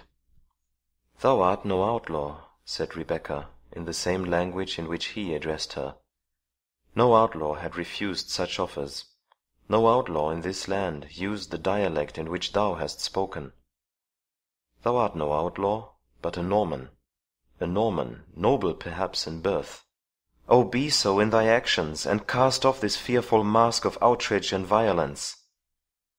"And thou, who canst guess so truly," said Brian de Bois Guilbert, dropping the mantle from his face, "art no true daughter of Israel, but in all save youth and beauty a very witch of Endor. I am not an outlaw, then, fair Rose of Sharon, and I am one who will be more prompt to hang thy neck and arms with pearls and diamonds, which so well become them, than to deprive thee of these ornaments." "What wouldst thou have of me," said Rebecca, "if not my wealth? We can have naught in common between us. You are a Christian, I am a Jewess. Our union were contrary to the laws alike of the church and the synagogue." "It were so indeed," replied the Templar, laughing. "Wed with a Jewess? Depardieu! Not if she were the Queen of Sheba. And know besides, sweet daughter of Zion, that were the most Christian king to offer me his most Christian daughter, with Languedoc for a dowry, I could not wed her. It is against my vow to love any maiden, otherwise than par amour, as I will love thee. I am a Templar. Behold the cross of my holy order." "Darest thou appeal to it," said Rebecca, "on an occasion like the present?" "And if I do so," said the Templar, "it concerns not thee, who art no believer in the blessed sign of our salvation." "I believe as my fathers taught," said Rebecca, "and may God forgive my belief if erroneous. But you, Sir Knight, what is yours when you appeal without scruple to that which you deem most holy, even while you are about to transgress the most solemn of your vows as a knight and as a man of religion?" "It is gravely and well preached, O daughter of Syrac," answered the Templar. "But, gentle ecclesiastica, thy narrow Jewish prejudices make thee blind to our high privilege. Marriage were an enduring crime on the part of a Templar, but what lesser folly I may practice, I shall speedily be absolved from at the next preceptory of our order. Not the wisest of monarchs, not his father, whose examples you must needs allow are weighty, claimed wider privileges than we poor soldiers of the Temple of Zion have won by our zeal in its defence. The protectors of Solomon's temple may claim license by the example of Solomon." "If thou readest the Scripture," said the Jewess, "and the lives of the saints, only to justice thine own license and profligacy, thy crime is like that of him who extracts poison from the most healthful and necessary herbs." The eyes of the Templar flashed fire at this reproof. "Hearken," he said, "Rebecca, I have hitherto spoken mildly to thee, but now my language shall be that of a conqueror. Thou art the captive of my bow and spear, subject to my will by the laws of all nations, nor will I abate an inch of my right, or abstain from taking by violence what thou refusest to entreaty or necessity." "Stand back," said Rebecca, "stand back, and hear me, ere thou offerest to commit a sin so deadly. My strength thou mayst indeed overpower, for God made women weak, and trusted their defence to man's generosity. But I will proclaim thy villainy, Templar, from one end of Europe to the other. I will owe to the superstition of thy brethren what their compassion might refuse me. Each preceptory, each chapter of thy order shall learn that, like a heretic, thou hast sinned with a Jewess. Those who tremble not at thy crime will hold thee accursed for having so far dishonoured the cross thou wearest as to follow a daughter of my people." "Thou art keen-witted, Jewess," replied the Templar, well aware of the truth of what she spoke, and that the rules of his order condemned in the most positive manner, and under high penalties, such intrigues as he now prosecuted, and that in some instances even degradation had followed upon it. "Thou art sharp-witted," he said, "but loud must be thy voice of complaint if it is heard beyond the iron walls of this castle. Within these, murmurs, laments, appeals to justice, and screams for help die alike silent away. One thing only can save thee, Rebecca. Submit to thy fate. Embrace our religion, and thou shalt go forth in such state that many a Norman lady shall yield as well in pomp as in beauty to the favourite of the best lands among the defenders of the temple. "Submit to my fate," said Rebecca. "And, sacred heaven, to what fate? Embrace thy religion. And what religion can it be that harbours such a villain? Thou the best lance of the Templars? Craven knight, forsworn priest, I spit at thee, and I defy thee. The God of Abraham's promise hath opened an escape to his daughter, even from this abyss of infamy." As she spoke, she threw open the latticed window which led to the bartizan, and an instant after she stood on the very verge of the parapet, with not the slightest screen between her and the tremendous depth below. Unprepared for such a desperate effort, for she had hitherto stood perfectly motionless, Bois Guilbert had neither time to intercept nor to stop her. As he offered to advance, she exclaimed, "Remain where thou art, proud Templar, or at thy choice advance. 1 foot nearer, and I plunge myself from the precipice. My body shall be crushed out of the very form of humanity upon the stones of that courtyard, ere it become the victim of thy brutality." As she spoke this, she clasped her hands and extended them towards heaven, as if imploring mercy on her soul before she made the final plunge. The Templar hesitated, and a resolution which had never yielded to pity or distress gave way to his admiration of her fortitude. "Come down," he said, "rash girl. I swear by earth and sea and sky, I will offer thee no offence." "I will not trust thee, Templar," said Rebecca. "Thou hast taught me better how to estimate the virtues of thine order. The next preceptory would grant thee absolution, for an oath the keeping of which concerned naught but the honour or the dishonour of a miserable Jewish maiden." "You do me injustice," exclaimed the Templar fervently. "I swear to you by the name which I bear, by the cross on my bosom, by the sword on my side, by the ancient crest of my fathers do I swear, I will do thee no injury whatsoever. If not for thyself, yet for thy father's sake, forbear. I will be his friend, and in this castle he will need a powerful one." "Alas," said Rebecca, "I know it but too well. Dare I trust thee?" "May my arms be reversed and my name dishonoured," said Brian de Bois Guilbert, "if thou shalt have reason to complain of me. Many a law, many a commandment have I broken, but my word never." "I will then trust thee," said Rebecca, "thus far." And she descended from the verge of the battlement, but remained standing close by one of the embrasures, or machicoles, as they were then called. "Here," she said, "I take my stand. Remain where thou art, and if thou shalt attempt to diminish by 1 step the distance now between us, thou shalt see that the Jewish maiden will rather trust her soul with God than her honour to the Templar." While Rebecca spoke thus, her high and firm resolve, which corresponded so well with the expressive beauty of her countenance, gave to her looks, air, and manner a dignity that seemed more than mortal.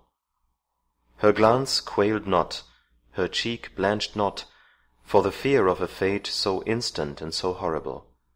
On the contrary, the thought that she had her fate at her command, and could escape at will from infamy to death, gave a yet deeper colour of carnation to her complexion, and a yet more brilliant fire to her eye. Bois Guilbert, proud himself and high-spirited, thought he had never beheld beauty so animated and so commanding. "Let there be peace between us, Rebecca," he said. "Peace, if thou wilt," answered Rebecca, "peace, but with this space between." "Thou needst no longer fear me," said Bois Guilbert. "I fear thee not," replied she. "Thanks to him that reared this dizzy tower so high that naught could fall from it and live. Thanks to him, and to the God of Israel, I fear thee not." "Thou dost me injustice," said the Templar. "By earth, sea, and sky, thou dost me injustice. I am not naturally that which you have seen me, hard, selfish, and relentless. It was woman that taught me cruelty, and on woman therefore I have exercised it, but not upon such as thou. Hear me, Rebecca. Never did knight take lance in his hand with a heart more devoted to the lady of his love than Brian de Bois Guilbert. She, the daughter of a petty baron, who boasted for all his domains but a ruinous tower and an unproductive vineyard, and some few leagues of the barren lands of Bordeaux, her name was known wherever deeds of arms were done, known wider than that of many a lady's that had a county for a dowry. Yes, he continued, pacing up and down the little platform with an animation in which he seemed to lose all consciousness of Rebecca's presence. Yes, my deeds, my danger, my blood made the name of Adelaide de Montemar known from the court of Castile to that of Byzantium. And how was I required? When I returned with my dear bought honours, purchased by toil and blood, I found her wedded to a Gascon squire, whose name was never heard beyond the limits of his own paltry domain. Truly did I love her, and bitterly did I revenge me of her broken faith. But my vengeance has recoiled on myself. Since that day I have separated myself from life and its ties. My manhood must know no domestic home, must be soothed by no affectionate wife. My age must know no kindly hearth. My grave must be solitary, and no offspring must outlive me, to bear the ancient name of Bois Guilbert. At the feet of my superior have I laid down the right of self-action, the privilege of independence. The Templar, a serf in all but the name, can possess neither lands nor goods, and lives, moves, and breathes but at the will and pleasure of another. Alas, said Rebecca, what advantages could compensate for such an absolute sacrifice? The power of vengeance, Rebecca, replied the Templar, and the prospects of ambition. An evil recompense, said Rebecca, for the surrender of the rights which are dearest to humanity. Say not so, maiden, answered the Templar. Revenge is a feast for the gods, and if they have reserved it, as priests tell us, to themselves, it is because they hold it an enjoyment too precious for the possession of mere mortals. And ambition, it is a temptation which could disturb even the bliss of heaven itself. He paused a moment, and then added, Rebecca, she who could prefer death to dishonour must have a proud and a powerful soul. Mine thou must be. Nay, start not, he added, it must be with thine own consent, and on thine own terms. Thou must consent to share with me hopes more extended than can be viewed from the throne of a monarch. Hear me ere you answer, and judge ere you refuse.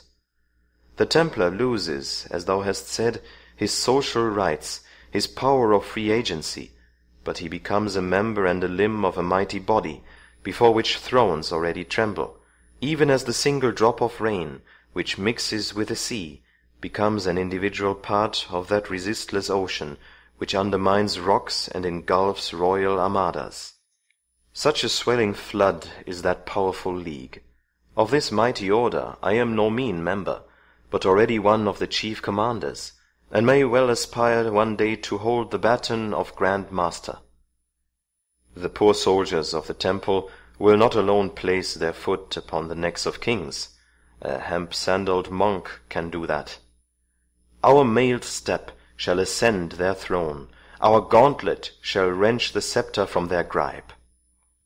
Not the reign of your vainly expected Messiah offers such power to your dispersed tribes as my ambition may aim at. I have sought but a kindred spirit to share it, and I have found one such in thee. Sayest thou this to one of my people? Answered Rebecca. Bethink thee. Answer me not, said the Templar, by urging the difference of our creeds. Within our secret conclaves we hold these nursery tales in derision. Think not we long remained blind to the idiotical folly of our founders, who forswore every delight of life for the pleasure of dying martyrs by hunger, by thirst, and by pestilence, and by the swords of savages, while they vainly strove to defend a barren desert, valuable only in the eyes of superstition. Our order soon adopted bolder and wider views, and found out a better indemnification for our sacrifices. Our immense possessions in every kingdom of Europe, our high military fame, which brings within our circle the flower of chivalry from every Christian clime, these are dedicated to ends of which our pious founders little dreamed, and which are equally concealed from such weak spirits as embrace our order on the ancient principles, and whose superstition makes them our passive tools. But I will not further withdraw the veil of our mysteries.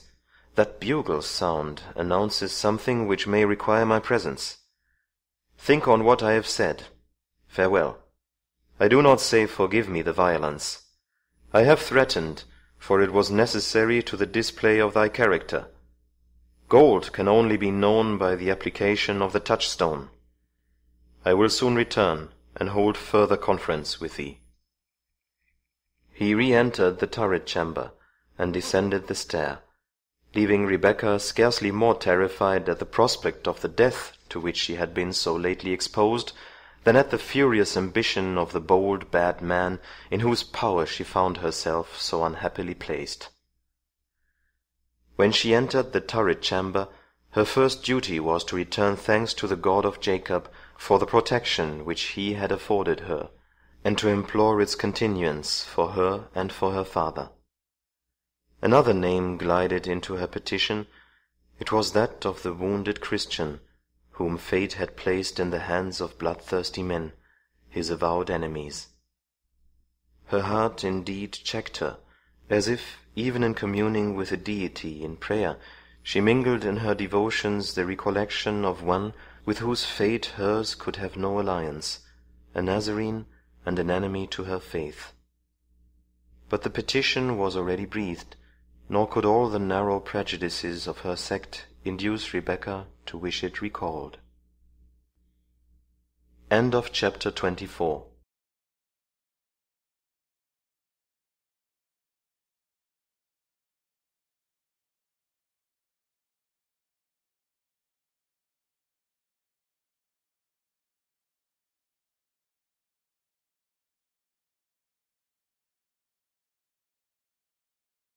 Chapter 25. A damn cramped piece of penmanship as ever I saw in my life. She stoops to conquer. When the Templar reached the hall of the castle, he found De Bracy already there. "Your love suit," said De Bracy, "hath, I suppose, been disturbed, like mine, by this obstreperous summons. But you have come later and more reluctantly, and therefore I presume your interview has proved more agreeable than mine." "Has your suit, then, been unsuccessfully paid to the Saxon heiress?" said the Templar. "By the bones of Thomas a Becket," answered De Bracy, "the Lady Rowena must have heard that I cannot endure the sight of women's tears."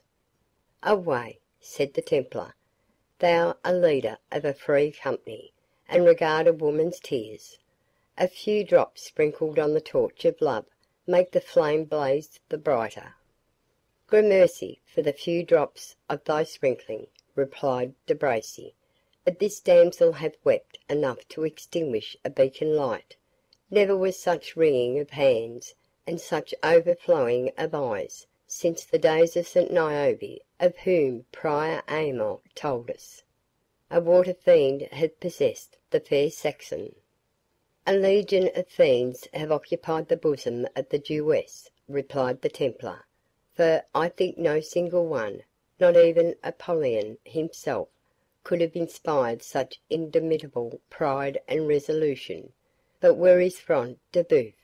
That horn is sounded more and more clamorously."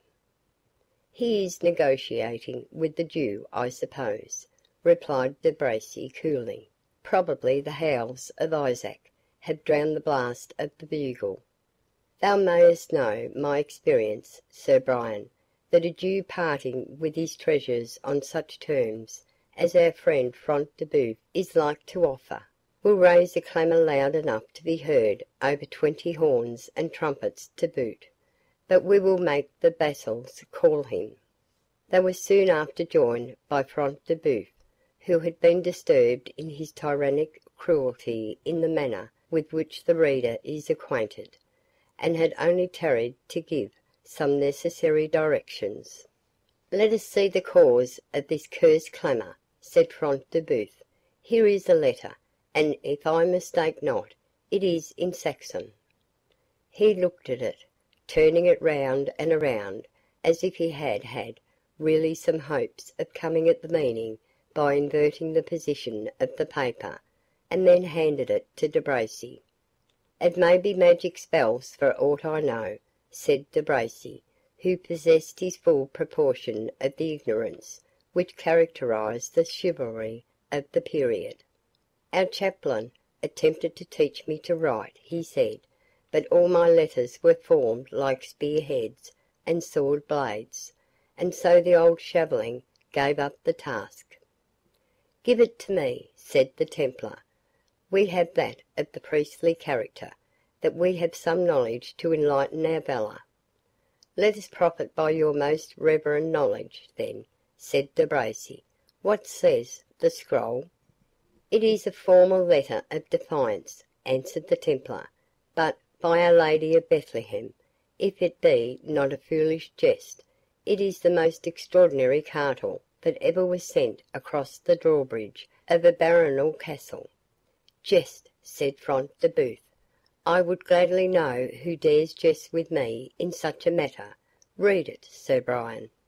The Templar accordingly read it as follows: "I, Wamba, the son of Witless, jester to a noble and free-born man, Cedric of Rotherwood, called the Saxon, and I, Gurth, the son of Beowulf, the swineherd." "Thou art mad," said Front de Bœuf, interrupting the reader. "By St. Luke, it is so set down," answered the Templar. Then resuming his task, he went on: "I, Gurth, the son of Beowulf, swineherd unto the said Cedric, with the assistance of our allies and confederates, who make common cause with us in this our feud, namely the good knight, called for the present Le Noir Faineant, and the stout yeoman, Robert Locksley, called Cleve the Wand. Do you, Reginald Front de Bœuf, and your allies and accomplices whomsoever, to wit, that whereas you have, without cause given or feud declared, wrongfully and by mastery seized upon the person of our lord and master, the said Cedric, also upon the person of a noble and free-born damsel, the Lady Rowena of Hargot-Stanstead, also upon the person of a noble and free-born man, Athelstan of Coningsburgh, also upon the persons of certain free-born men, their nits, also upon certain serfs, their born bondsmen, also upon a certain Jew, named Isaac of York, together with his daughter, a Jewess, and certain horses and mules, which noble persons with their nits and slaves, and also with the horses and mules, Jew and Jewess, before said, were all in peace with his majesty, and travelling as liege subjects upon the king's highway.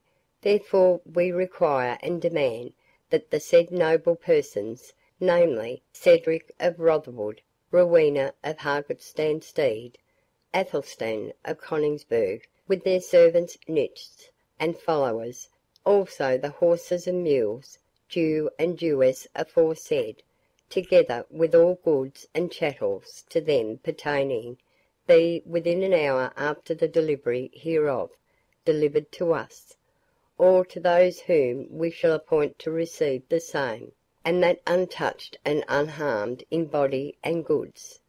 Failing of which, we do pronounce to you that we hold ye as robbers and traitors, and will wager our bodies against ye in battle, siege, or otherwise, and do our utmost to your annoyance and destruction.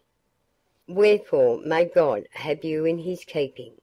Signed by us upon the eve of St. Withold's Day, under the great trysting oak in the Harthill Walk, the above being written by a holy man, clerk to God, Our Lady, and St. Dunstan, in the chapel of Copmanhurst.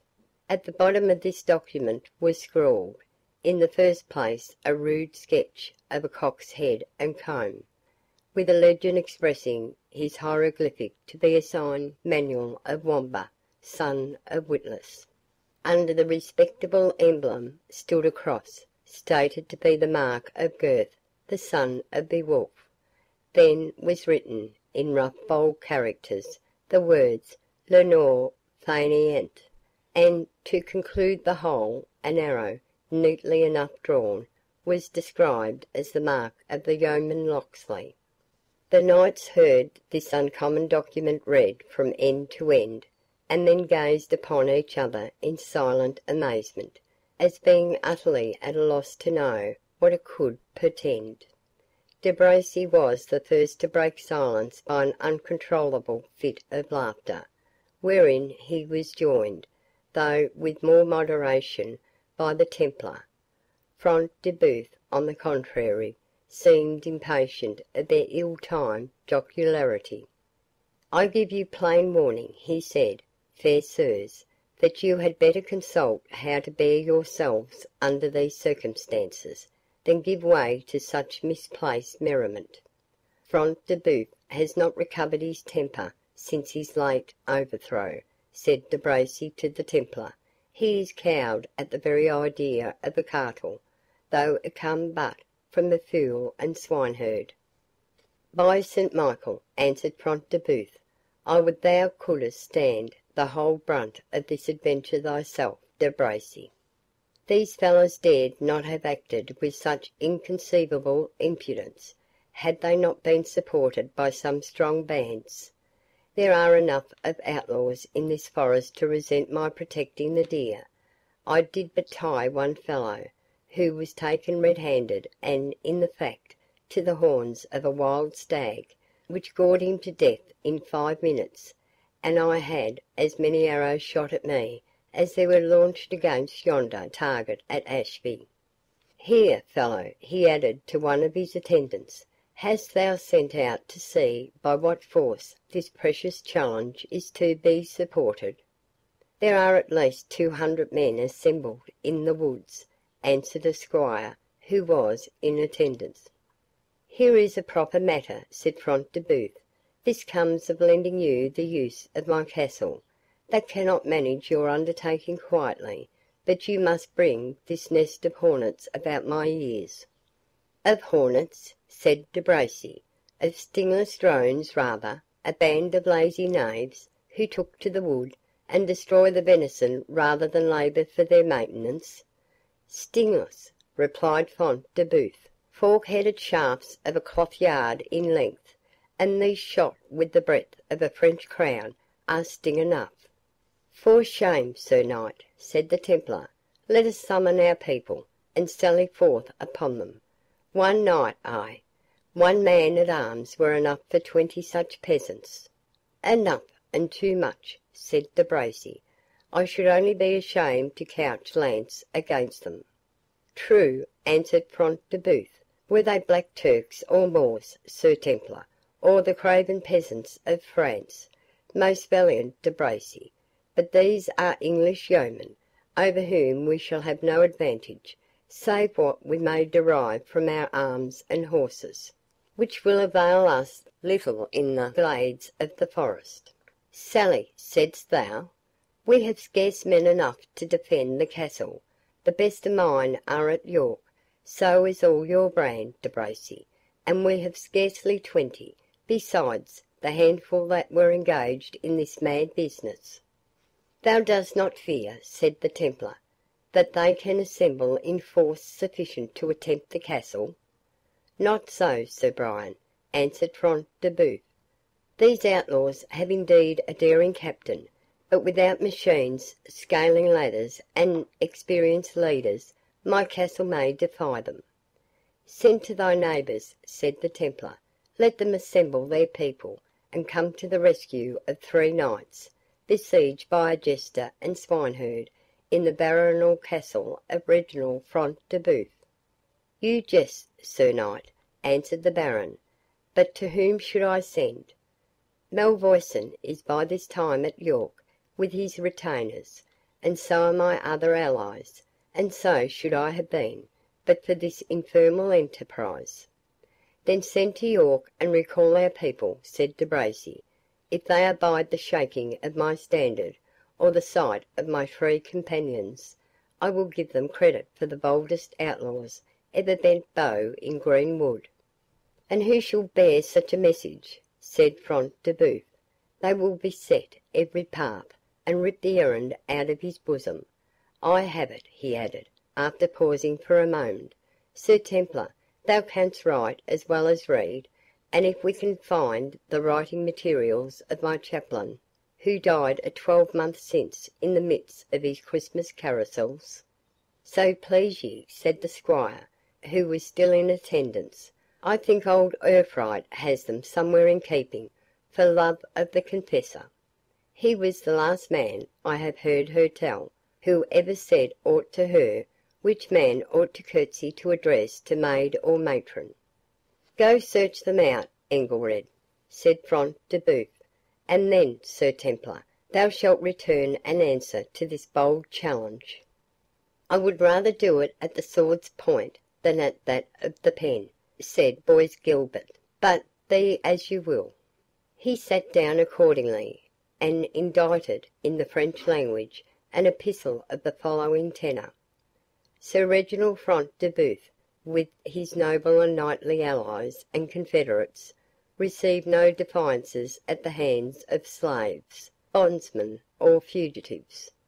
If the person calling himself the Black Knight have indeed a claim to the honours of chivalry, he ought to know that he stands degraded by his present association, and has no right to ask reckoning at the hands of good men of noble blood. Touching the prisoners we have made, we do in Christian charity require you to send a man of religion to receive their confession and reconcile them with God, since it is our fixed intention to execute them this morning before noon, so that their heads being placed on the battlements shall show to all men how lightly we esteem those who have bestirred themselves in their rescue. Wherefore, as above, we require you to send a priest to reconcile them to God, in doing which you shall render them the last earthly service." This letter being folded, was delivered to the squire, and by him to the messenger who waited without, as the answer to that which he had brought. The yeoman, having thus accomplished his mission, returned to the headquarters of the allies, which were for the present established under a venerable oak tree, about 3 arrow flights distant from the castle. Here Wamba and Gurth, with their allies the Black Knight and Locksley, and the jovial hermit, awaited with impatience an answer to their summons. Around at a distance from them were seen many a bold yeoman, whose silvan dress and weather-beaten countenances showed the ordinary nature of their occupation. More than 200 had already assembled, and others were fast coming in. Those whom they obeyed as leaders were only distinguished from the others by a feather in the cap, their dress, arms, and equipments being in all other respects the same. Besides these bands, a less orderly and worse armed force, consisting of the Saxon inhabitants of the neighbouring township, as well as many bondsmen and servants from Cedric's extensive estate, had already arrived, for the purpose of assisting in his rescue. Few of these were armed otherwise than with such rustic weapons as necessity sometimes converts to military purposes. Boar spears, scythes, flails, and the like, were their chief arms, for the Normans, with the usual policy of conquerors, were jealous of permitting to the vanquished Saxons the possession or the use of swords and spears. Their circumstances rendered the assistance of the Saxons far from being so formidable to the besieged, as the strength of the men themselves, their superior numbers, and the animation inspired by a just cause, might otherwise well have made them. It was to the leaders of this motley army that the letter of the Templar was now delivered. Reference was at first made to the chaplain for an exposition of its contents. By the crook of St. Dunstan, said that worthy ecclesiastic, which hath brought more sheep within the sheepfold than the crook of another saint in paradise, I swear that I cannot expound into you this jargon, which, whether it be French or Arabic, is beyond my guess. He then gave the letter to Gurth, who shook his head gruffly, and passed it to Wamba. The jester looked at each of the four corners of the paper, with such a grin of affected intelligence as a monkey is apt to assume upon similar occasions, then cut a caper, and gave the letter to Locksley. If the long letters were bows, and the short letters broad arrows, I might know something of the matter, said the brave yeoman, but as the matter stands, the meaning is as safe for me as a stag that's at 12 miles distance. I must be clerk then, said the Black Knight, and taking the letter from Locksley, he first read it over to himself, and then explained the meaning in Saxon to his confederates. Execute the noble Cedric, exclaimed Wamba. By the rood, thou must be mistaken, Sir Knight. Not I, my worthy friend, replied the knight. I have explained the words as they are here set down. Then, by St. Thomas of Canterbury, replied Gurth, we shall have the castle, should we tear it down with our hands. We have nothing else to tear it with, replied Wamba, but mine are scarce fit to make mammocks of free stone and mortar. 'Tis but a contrivance to gain time, said Locksley. They dare not do a deed for which I could exact a fearful penalty.